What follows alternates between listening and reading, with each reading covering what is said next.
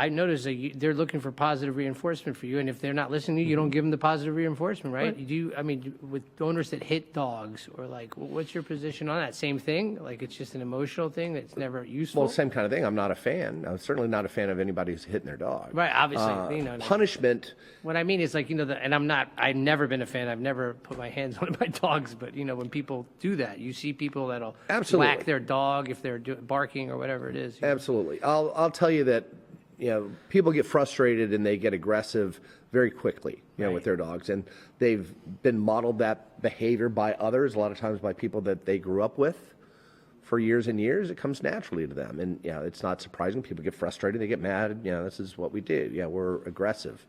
But learning through punishment is not easy when people are faced with it, and they're trying to figure out how to do things simply through a process of elimination of what I'm not getting yelled at for. Right. It's a difficult way to learn, and it tends to make you stress and bottle things up and freeze and not want to do. I don't want to make a mistake, because if I make a mistake, I'm going to get punished too. Right. So punishment has its fallout. It has its problems. It's not what everybody thinks it is. I hear a lot of people, oh, that dog ever bit me. It's like, you might think that if your dog bit you and you beat it, that it would learn not to bite you again. But I'm here to tell you that it's not true. Not going to happen. Likely to make him more likely to bite you next time. Right, that's what I was thinking. Absolutely. So there's a lot of problems with punishment. There's only 3 situations in training that I would recommend it.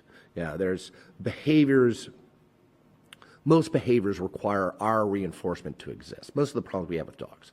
My dog's jumping on me. My dog's play biting. My dog's stealing things. My dog's running from me. These are all attention-seeking behaviors. These are the things that the dog learned to do to get your attention, right.